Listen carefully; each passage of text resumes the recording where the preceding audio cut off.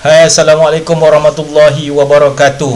Apa khabar semua? Pelajar-pelajar tingkatan 4 Alpha dan tingkatan 4 Gamma. Wah, dah besar-besar dah saya nampak awak. Baik, untuk tahun ni saya ditugaskan untuk mengajar pendidikan jasmani tingkatan 4, khas untuk tingkatan 4 Alpha dan tingkatan 4 Gamma. Kalau di sekolah, saya akan masuk secara berasingan. Tetapi untuk PDPR ni, saya terpaksa gabung dua kelas awak, kelas 4 Alpha dan 4 Gamma, kerana masa yang diberikan tu, ikut jadual saya tu, waktu 4 Alpha dan waktu 4 Gamma tu sama. Saya rasa lebih baik digabungkan. Saya tak perlu buat sampai 2 kali PDPR. Awak dah ada buku tag ke belum? Allah, tak ada lagi buku tag. Tak ada masalah. Saya dah hantar kepada awak dalam aplikasi WhatsApp. Dalam buku tag digital yang saya bagi itu sama macam paparan yang ada di skrin awak, dan juga sama juga macam buku tag yang dicetak di sekolah. Baik, hari ini untuk permulaan ni saya nak tunjukkan dulu apa isi kandungan yang ada dalam buku tag ni. Ini adalah buku tag pendidikan jasmani dan kesihatan. Buku tag pendidikan jasmani dan kesihatan ini adalah berbeza dengan buku tag 2 tahun lepas. Buku tag 2 tahun lepas tu dia buku tag lama. Ini adalah versi baru. Baik, kita tengok apa yang ada dalam kandungan buku tag ni.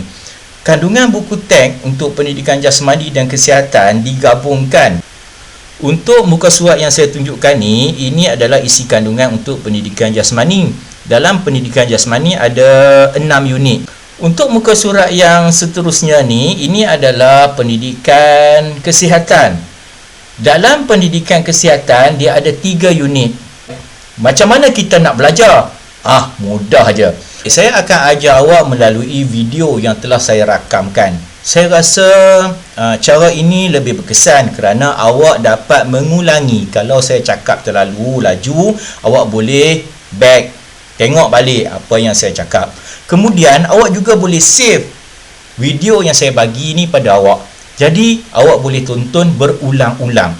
Untuk hari ini kita berkongsi tentang pendidikan kesihatan. Unit 1, pendidikan kesihatan reproduktif dan sosial. Untuk hari ini saya akan ajar awak satu tajuk yang agak macam memalukan, tetapi tajuk ini sangat penting pada awak. Dalam tajuk ni dia ada 6 subtopik. Kita tengok nombor 1, kita nak tahu tentang apakah itu abstinen dan kepentingannya. Nombor 2, kemahiran abstinen dalam pencegahan tingkah laku seksual sebelum nikah. Kemudian kita nak tengok cabaran mengamalkan abstinen, situasi yang mendorong kepada hubungan seksual sebelum nikah, apakah punca-punca dia. Kemudian kita nak tengok kesan seks sebelum nikah dan cara kita nak menangani hubungan seks sebelum nikah. Okey, kita balik kepada buku tag kita. Baik, kita tengok satu persatu. Saya tengok dalam buku, awak boleh tengok di sini. Tak apa, saya besarkan sikit. Baik, tajuk hari ini adalah tajuk abstinen. Tajuk abstinen ni diletakkan di dalam pelajaran tingkatan 4. Kerana Kementerian Pendidikan dia beranggapan awak yang tingkatan 4 ni sangat matang dan sudah matang untuk membincangkan perkara-perkara yang berkaitan dengan seksual. So, tajuk ini berkaitan dengan seksual. Saya harap video ni dapat memberi satu dimensi yang baru kepada awak. Saya cuba buat video ni supaya awak belajar di rumah. Walaupun awak ada di rumah, saya di rumah saya, awak tetap boleh belajar macam biasa, macam kita ada dalam kelas. Ini hanyalah pengenalan untuk tajuk ini. Muka surat 156 dan muka surat 157, dia cuba menerangkan kepada awak tentang abstinen. Apa itu abstinen? Dia ada pada muka surat 158. Okey, tengok yang bahagian sini ya, abstinen. Abstinen merupakan keupayaan menahan diri daripada melakukan hubungan seksual tanpa ikatan. Maksud dia, kita kena ada satu perasaan untuk nak stop. Aku tak nak. Itulah yang dikatakan sebagai abstinen. Kita baca yang bawah ni. Kemahiran abstinen dapat mengelak daripada pujuk rayu. Biasanya orang lelaki lah yang selalu pujuk rayu perempuan. Awak cantik. Oh, awak memang menarik. Itu semua adalah pujuk rayu dari lelaki. Ada juga pujuk rayu dari perempuan. Kadang-kadang orang perempuan ni dia lebih bermanja-manja dengan orang lelaki.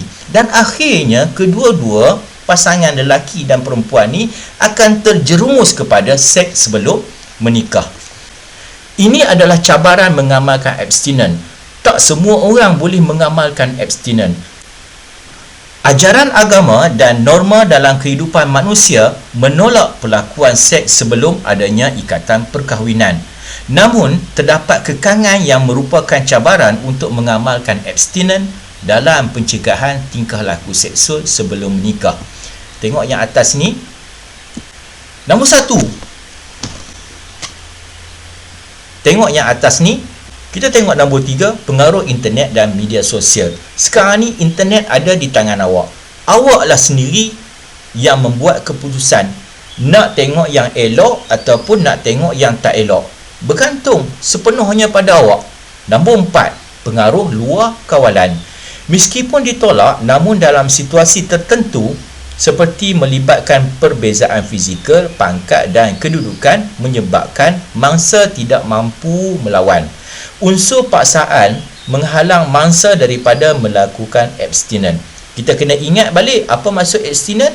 Abstinen adalah keupayaan, kehendak kita untuk stop, untuk memberhentikan seks sebelum menikah. Tapi kadang-kadang memang kita nak memberhentikan perkara tu. Pengaruh-pengaruh luar inilah yang menyebabkan kita terpaksa juga melakukan. Ini adalah cabaran yang sangat penting. Kita tengok muka surat sebelah, kita tengok tajuk yang seterusnya. Situasi yang mendorong kepada hubungan seksual ataupun hubungan seks sebelum menikah. Selepas kita memahami kepentingan kemahiran abstinen dan cabaran untuk mengamalkannya, kita pula perlu mengenal pasti situasi ataupun keadaan yang boleh mendorong kepada berlakunya hubungan seksual sebelum menikah. Yang pertama, tak ada pengetahuan tentang pendidikan seksual. Saya rasa pelajar-pelajar tingkatan 4 macam awak ni, awak dah mula ada pengetahuan tentang pendidikan seks. Mungkin pendidikan seksual tu awak dapat daripada kawan awak dapat daripada bahan bacaan dan ada juga yang dapat daripada guru-guru awak. Nombor 2, tiada kesedaran untuk melindungi maruah diri. Kadang-kadang kita ni tak ada kesedaran nak melindungi diri kita daripada terjerumus kepada lembah-lembah maksiat ini. Nombor 3, berpakaian kurang sopan, khususnya pelajar-pelajar ataupun orang-orang perempuan. Lelaki ni dia tak pakai, tak senonoh. Kalau dia pergi bandar pun dia pakai seluar panjang. Dia tak pakai yang mencolok mata. Tapi kalau orang perempuan, seksi sana, seksi sini. Seksi-seksi itu yang menyebabkan lelaki terseksa.